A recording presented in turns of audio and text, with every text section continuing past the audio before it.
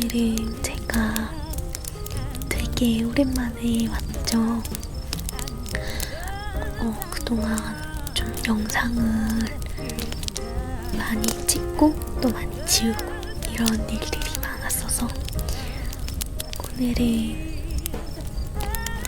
좀 어차피 책만 읽는 거니까 말이 엇나갈 일도 없고, 그래서 오늘은 그냥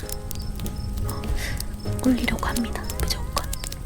그래서 제가 그동안 영상을 못 올렸던 이유가 자꾸 좀 영상을 찍다 보면 말이 좀 자꾸 엇나간다고 해야 되나?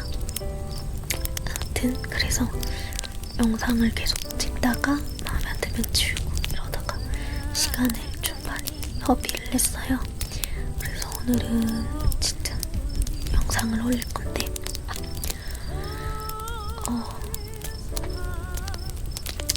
사실은 제가 영상을 찍기 전에 책 한 권을 봤는데 비하인드 도어라는 책이었어요. 그래서 그 책을 너무 읽고 싶어서 언젠가는 살 예정입니다.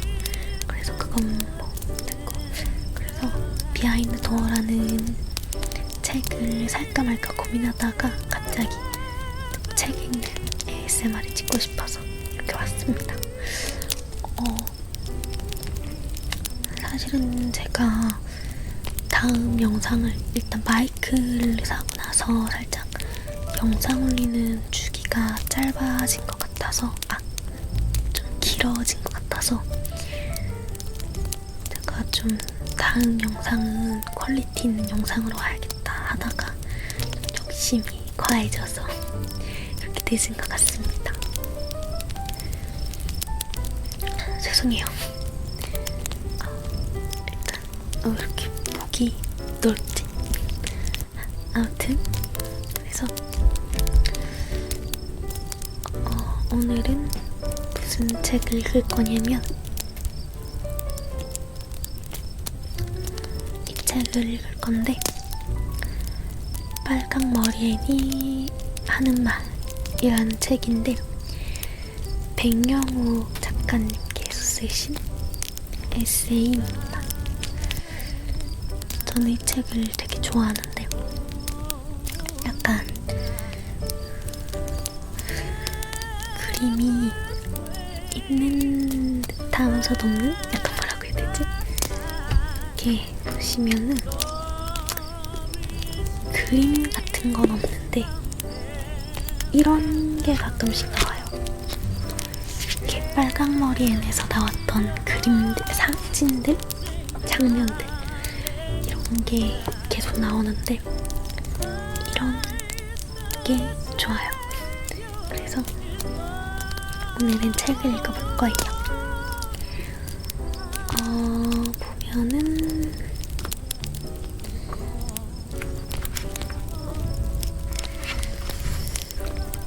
저도 빨강머리엔 내용을 조금 알거든요. 그래서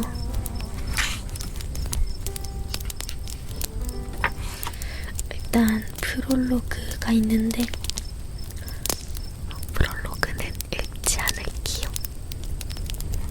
그리고 지금 이어폰을 안 끼고 하는 거라서 제 목소리가 어떻게 나올지 잘 모르겠어요. 되게 문제가 아니라 이렇게 목차고요.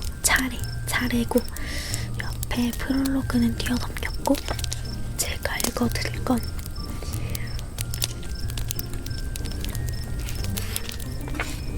뒤편에도 차례가 있습니다. 이렇게 할 건데 제가 읽어드릴 거는 아무래도 제가 이 책을 읽었던 이유라고 해야 되나? 여기에 있는 더 잘 사랑할 수 있는 사랑이라는 요 차례를 읽을 거예요. 그래서 딱 이 차례를 보고 이 책 책을 읽고 싶어져서 산 건데 아무튼 한번 해보겠습니다. 제가 산 건 아니고 엄마가 사오신 건데 처음엔 안 읽으려고 하다가 딱 이 차례를 보고 읽어야겠다 하고 읽은 거죠. 약간 이런 스타일이었거든요. 그래서 시간이 너무 많지가 않아서 일단은 좀 중간중간은 좀 뛰어넘을게요. 그럼 읽어보도록 하겠습니다. 더 잘 사랑할 수 있는 사람. 요거 읽어드릴게요.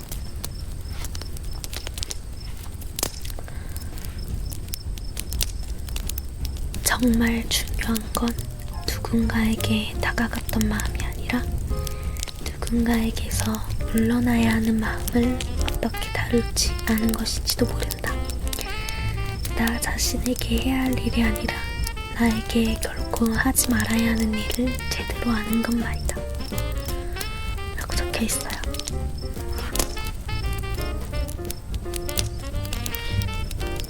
그리고 그 다음 장에는 이런 사진. 이게 다이애나랑 앤인데 다이애나랑 앤이 학교 가는 것 같은데 저는 애니메이션을 보진 않았고 내용만 알아서 이렇게 글이 적혀있는데 기억해 너에게는 친구가 있다는 것을 방황의 길을 오래 걷게 되더라고. 또 말이 좀 엉켰죠. 뭐라고 있냐면 기억해 너에게는 친구가 있다는 것을 방황의 길을 오래 걷게 되더라도 라고 적혀있어요. 그리고 이제 그 다음부터 읽어볼게요. 그러면 이제 이렇게 속삭이면서 책을 읽어드리도록 할게요. 일단은 첫 번째 주제, 제목, 부제목은 절벽녀와 미역 남자가 만났을 때입니다.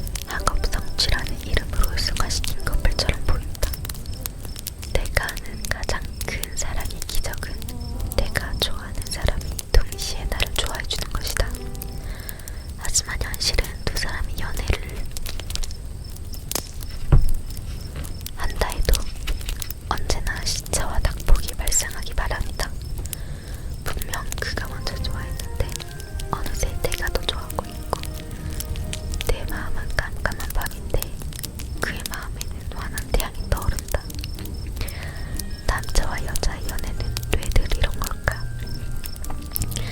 외톨이로 초등학생 시절을 보낸 후 나는 사는 게 지루하고 외로워서 거울을 보고 웃는 연습을 했다.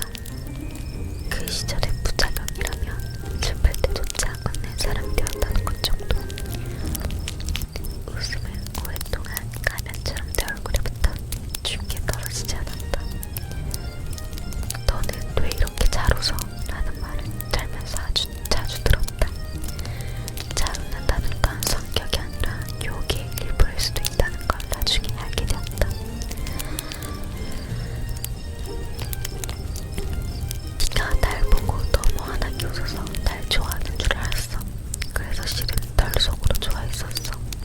라는 뒤늦은 고백을 듣는 종류의 한 사람이 된 후였다. 하지만 사후적인 고백이란 뒤늦게 도착한 편지처럼 얼마나 난감한가. 차라리 영원히 도착하지 않는 게 나은 편지도 있다.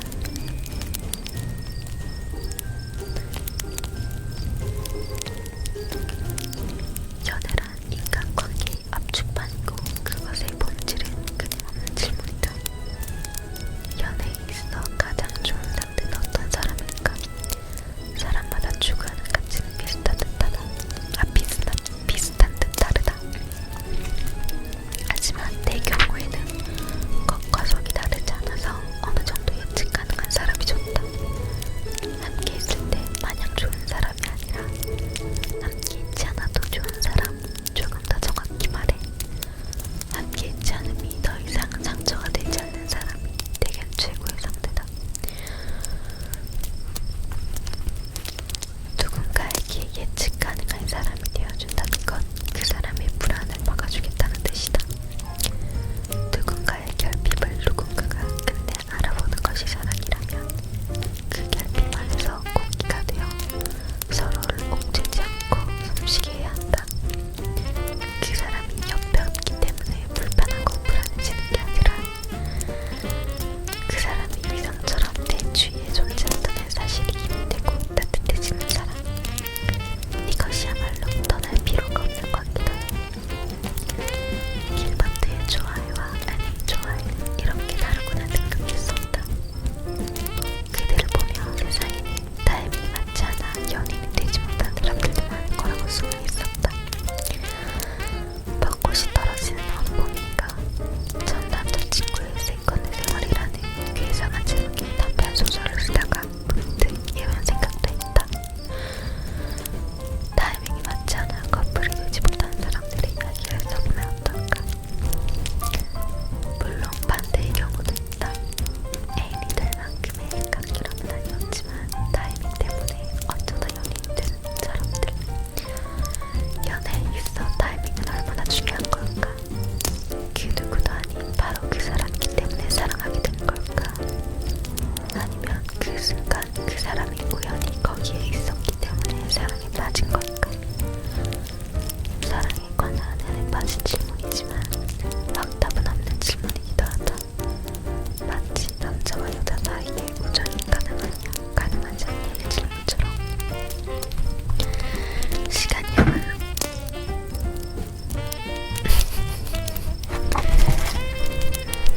여기야. 여기 잘라라.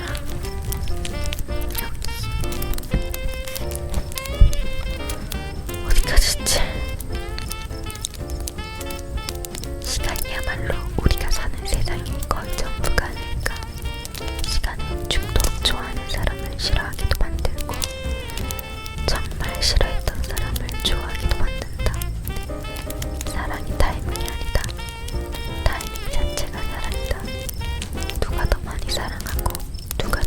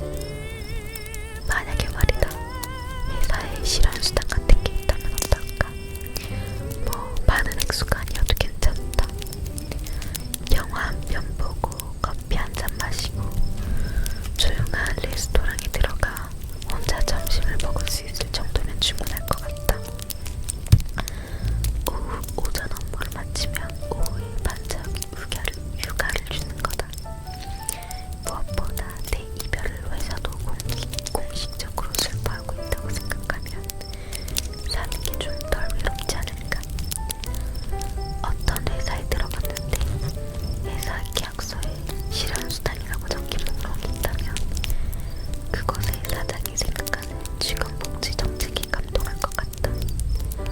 물론 거기엔 분명한 횟수 제한이 있어야겠지만 말이다.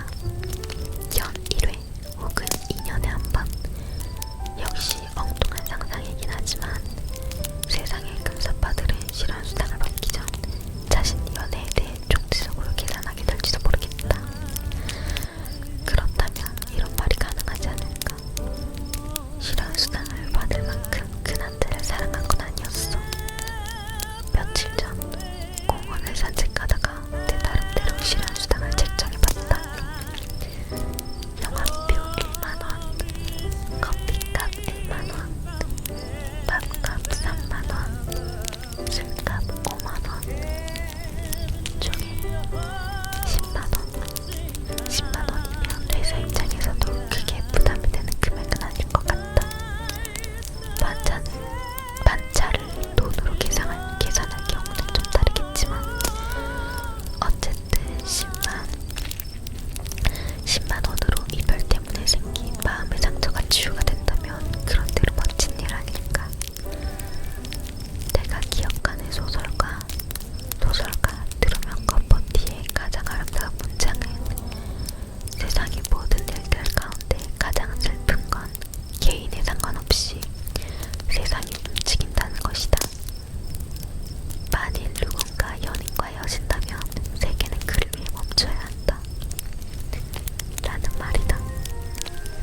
나는 이 문장을 좋아해서 실현당한 친구들에게 꼭 읽어주곤 했다. 내가 실패한다면 태양도 떠오르지 말았으면 싶은 게 사람 마음 아닐까. 겉버티의 말처럼 세계까지 멈춰서진 않아도 회사가, 사람들이 나를 위해 아주 잠시 멈춰서 있으면 좋겠다. 부질없는 상상이라도 말이다. 후배에게 마지막 남은 맥주를 부어주며 말했다. 걔 좀 진짜 별로였어. 그리고 이제 제가 읽어드렸던 그 이야기 중에서 이렇게 중간중간에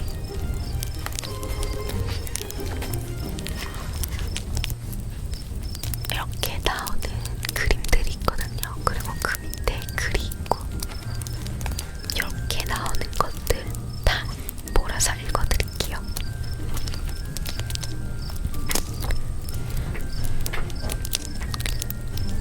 일단 이거는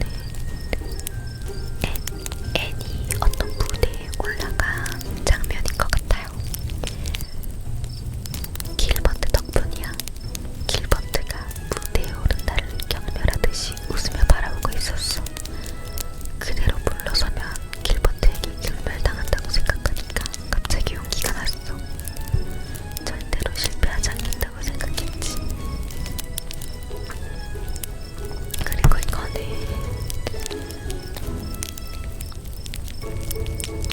이건 어떤 장면인지 모르겠는데 어떤 아주머니가 앤에게 말하는 장면이에요. 근데 앤 프랭크 스토콜리에게서 들었는데 드레이먼 선생님께서 길버트 브라이스가 금메달을 따는 건 확실하고 에밀리 그레이가 에이브리 장학금을 타게 될 것 같다고 그러는데 네 이름은 나오지 않았더구나 하고 적혀있어요. 그리고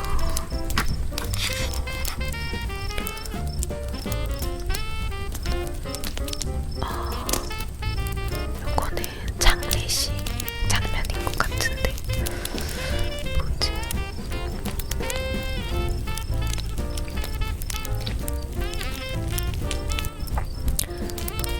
약간 그 할아버지 이름이 뭐였죠? 이 앤을 키워주시던 할아버지 장례식인 것 같아요. 그리고 앤이 조시라는 아이를 좋아하고 있는 중이었던 시절.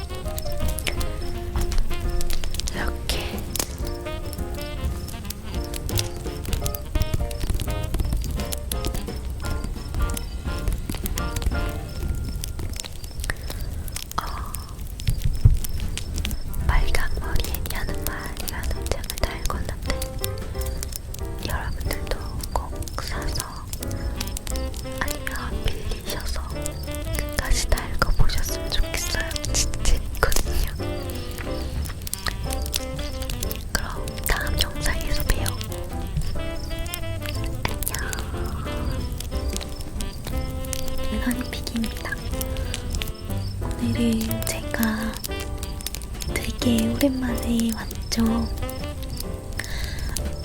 그동안 좀 영상을 많이 찍고 또 많이 지우고 이런 일들이 많았어서 오늘은 좀 어차피 책만 읽는 거니까 말이 엇나갈 일도 없고, 그래서 오늘은 그냥 올리려고 합니다. 무조건.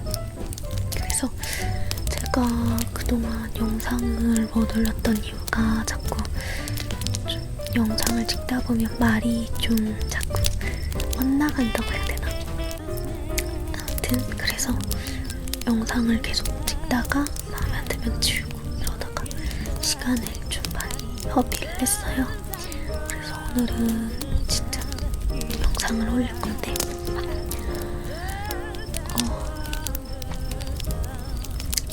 사실 제가 영상을 찍기 전에 책 한 권을 봤는데 비하인드 도어라는 책이었어요. 그래서 그 책을 너무 읽고 싶어서 언젠가는 살 예정입니다.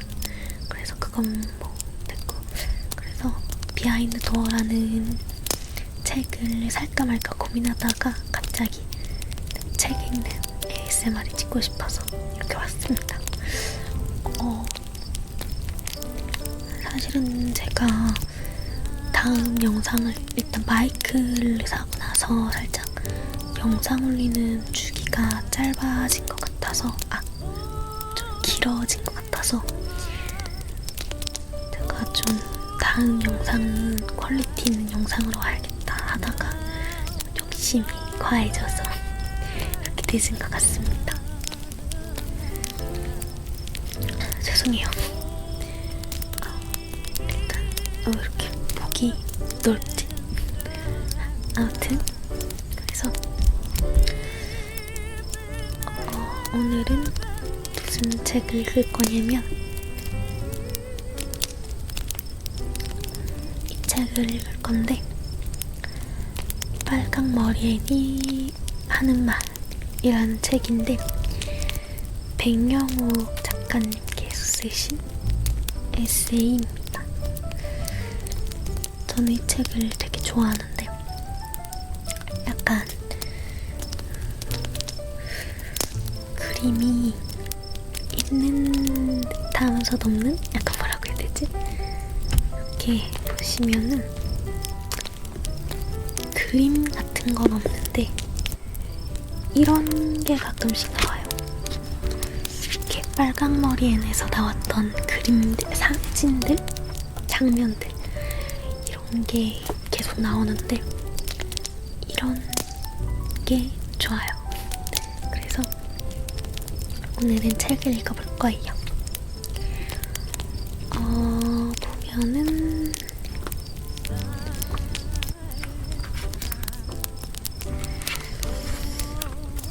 저도 빨강머리엔 내용을 조금 알거든요.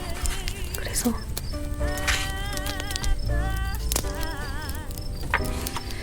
일단 프롤로그가 있는데 프롤로그는 읽지 않을게요. 그리고 지금 이어폰을 안 끼고 하는 거라서 제 목소리가 어떻게 나올지 잘 모르겠어요. 되게 문제가 아니라 이렇게 옥차고요. 차례고 옆에 프롤로그는 뛰어넘겼고 제가 읽어드릴 건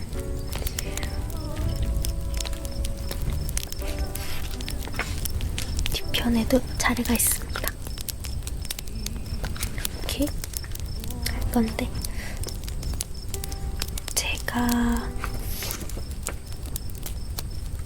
읽어드릴 거는 아무래도 제가 이 책을 읽었던 이유라고 해야 되나? 여기에 있는 더 잘 사랑할 수 있는 사람이라는 요 차례를 읽을 거예요. 그래서 딱 이 차례를 보고 이 책을 읽고 싶어져서 산 건데 아무튼 한번 해보겠습니다. 제가 산 건 아니고 엄마가 사오신 건데 처음에는 안 읽으려고 하다가 딱 이 차례를 보고 읽어야겠다 하고 읽은 거죠. 약간 이런 스타일이었거든요. 그래서 시간이 너무 많지가 않아서 일단은 좀 중간중간은 좀 뛰어넘을게요. 그럼 읽어보도록 하겠습니다. 더 잘 사랑할 수 있는 사람. 요거 읽어드릴게요.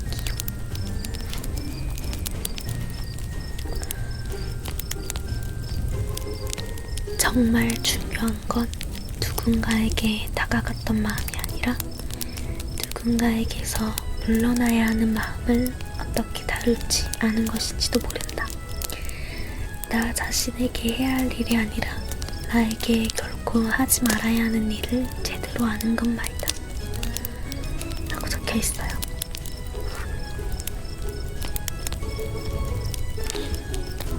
그리고 그 다음 장에는 이런 사진.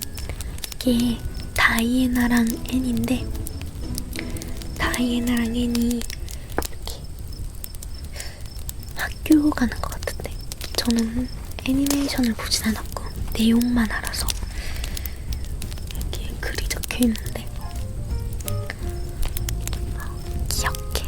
너에게는 친구가 있다는 것을. 방황의 길을 오래 걷게 되더라고. 말이 좀 엉켰죠. 뭐라고 했냐면 기억해. 너에게는 친구가 있다는 것을.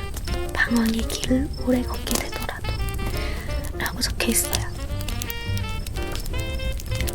그리고 이제 그 다음부터 읽어볼게요. 그러면 이제 이렇게 속삭이면서 제 글을 읽어드리도록 할게요. 일단은 첫 번째 주제, 제목, 부제목은 절병녀와 B형 남자가 만났을 때입니다.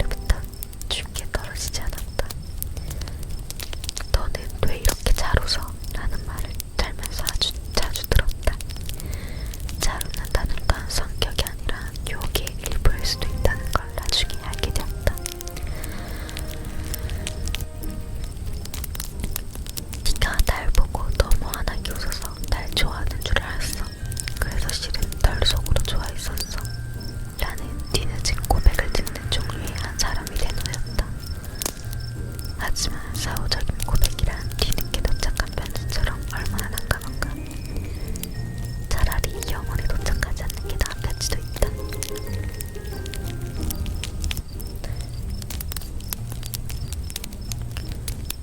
연애란 인간관계의 압축판이고 그것의 본질은 끊임없는 질문이다. 연애에 있어 가장 좋은 상대는 어떤 사람일까? 사람마다 추구하는 가치는 비슷한 듯하다. 비슷한 듯 다르다. 하지만 내 경우에는 겉과 속이 다르지 않아서 어느 정도 예측 가능한 사람이 좋다. 함께 있을 때 마냥 좋은 사람이 아니라 함께 있지 않아도 좋은 사람, 조금 더 정확히 말해 함께 있지 않음이 더 이상 상처가 되지 않는 사람이 내겐 최고의 상태다. 누군가에게 예측 가능한 사람이 되어준다는 건 그 사람의 불안을 막아주겠다는 뜻이다. 누군가의 결핍을 누군가가 그때 알아보는 것이 사랑이라면 그 결핍 안에서 공기가 되어 서로를 옥죄지 않고 숨쉬게 해야 한다. 그 사람이 옆에 없기 때문에 불편하고 불안해지는 게 아니라 그 사람이 위성처럼 내 주위에 존재한다는 사실이 힘이 되고 따뜻해지는 사람. 이것이야말로 떠날 필요가 없는 관계다. 길반대의 좋아해와 아내의 좋아해는 이렇게 다르구나 생각했었다. 그들을 보며 세상에는 타이밍이 맞지 않아 연인이 되지 못한 사람들도 많을 거라고 수긍했었다.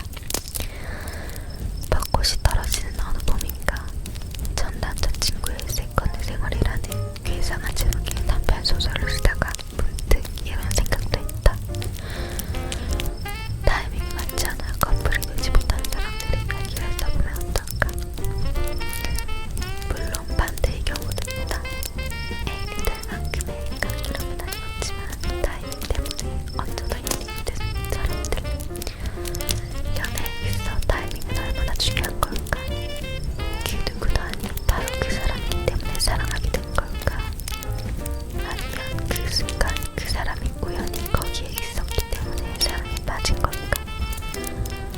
사랑에 관한 연애에 빠진 질문이지만 확답은 없는 질문이기도 하다.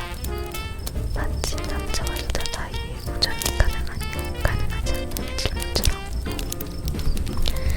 시간야말로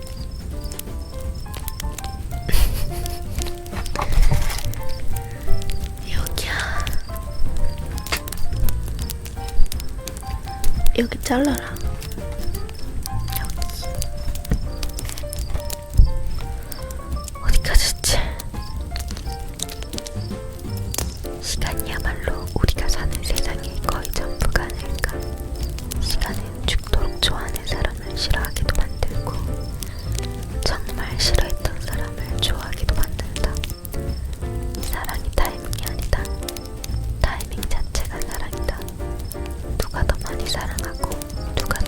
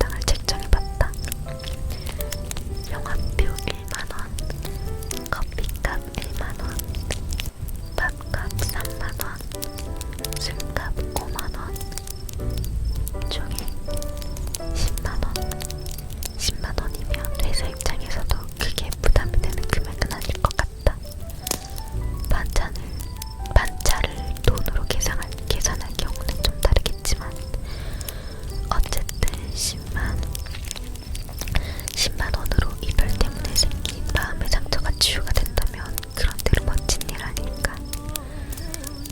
내가 기억하는 소설가 트루먼 커포티의 가장 아름다운 문장은 세상의 모든 일들 가운데 가장 슬픈 건 개인에 상관없이 세상이 움직인다는 것이다. 만일 누군가 연인과 헤어진다면 세계는 그를 위해 멈춰야 한다.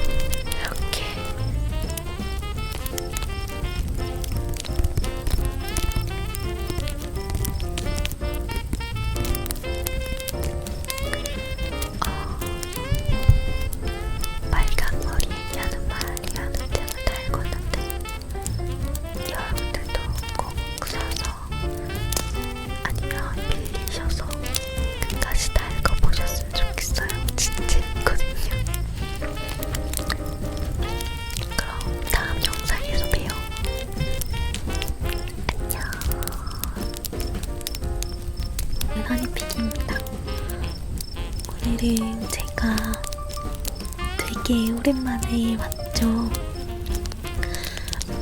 그동안 좀 영상을 많이 찍고 또 많이 지우고 이런 일들이 많았어서 오늘은 뭐 좀 어차피 뭐 책만 읽는 거니까 말이 엇나갈 일도 없고 그래서 오늘은 그냥 올리려고 합니다. 무조건. 그래서 제가 그동안 영상을 못 올렸던 이유가 자꾸 좀 영상을 찍다 보면 말이 좀 자꾸 엇나간다고 해야 되나? 아무튼 그래서 영상을 계속 찍다가 마음에 안 들면 지우고 이러다가 시간을 좀 많이 허비를 했어요. 그래서 오늘은 진짜 영상을 올릴 건데